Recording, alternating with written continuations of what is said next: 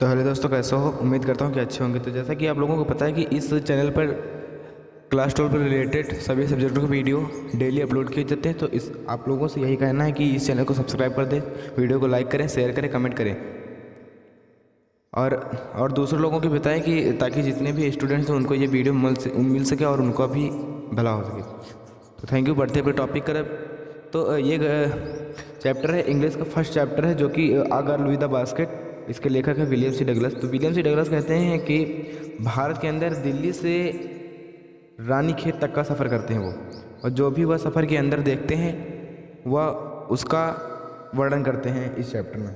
तो बढ़ते हैं। तो विलियम सी डगलस कहते हैं कि हिमालय की ओर बढ़ते हुए मैं दिल्ली छोड़ चुका था, मुझे बरेली जाना था, फिर कार से रानीखेत तक का सफ़र करना था, तो जहाँ अंग्रेजी सेना की पुरानी घाटी छावनी थी जो बर्फ़ से ढके हिमालय के सामने स्थित थी। वो जो ट्रेन में बैठे थे वो कहते हैं कि जो मैं ट्रेन में बैठा था वो ट्रेन बहुत ही धीमी गति से चलने वाली थी और वह हर स्टेशन पर रुक रुक के चल रही थी। तो जहाँ जिस स्टेशन पर ट्रेन रुकती उस स्टेशन पर मैं टहलने लगता। प्लेटफार्म लोगों से ठसाठस भरा हुआ था, जिसमें सिर्फ मुसलमान, हिंदू, सैनिक, व्यापारी, कुली, पुजारी आदि लोग भी थे। सब लोग सफ़ेद ढीले कपड़े पहने हुए थे और मैं कम से कम 3 लोगों से बात करता तो कम से उनमें से एक ऐसा मिल जाता तो जो इंग्लिश बोलता हो, जिससे मुझे भारत के बारे में जानकारी मिलती।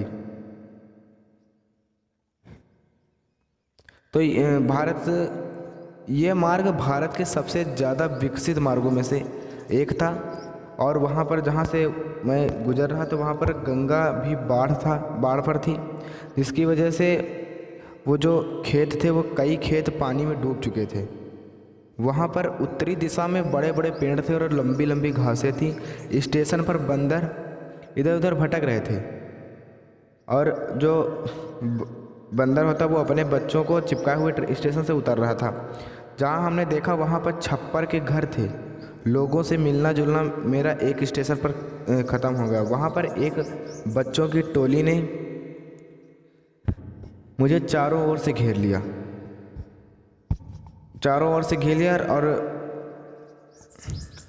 जो कि उनके पास कई सामानें थी, पंखा था, टोकरी थी और भी बहुत कुछ था जो वो बेच रहे थे। तो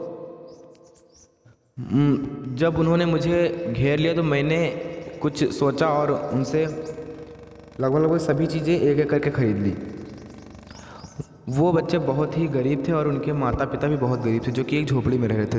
वहाँ पर कुछ लोग कमजोरी और भूखमरी से मर रहे थे।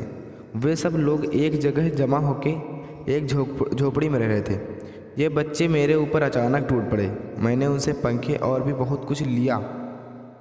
फिर हमने देखा कि एक 9 साल की लड़की, जो कि बहुत ही मासूम थी, खूबसूरत थी, वह चुपचाप खड़ी थी और वह बहुत परेशान सी थी। उसके हाथ में एक टोकरी थी जिसको वह लगभग 1.5 रुपये में बेचना चाहती थी। मेरे हाथ सामान से भरे हुए थे, इसलिए मैं वो टोकरी नहीं लेना चाहता था। फिर भी मैंने उसको कुछ रुपये निकाल के अपनी कोट से दे दिए, बट वह जो पैसे थे उसने नहीं लिए, इनकार कर दिया। तो फिर मुझे मजबूरी में वह टोकरी लेनी पड़ी। वह पैसों को लेकर रोती हुई अपनी झोपड़ी की तरफ भाग गई। तो मुझे यह सब कहानी बहुत ही अच्छी लगी और सबसे ज़्यादा मुझे अच्छी लगी उस लड़की की कहानी। इसीलिए ये बात मैंने पंडित जवाहरलाल नेहरू को बताई,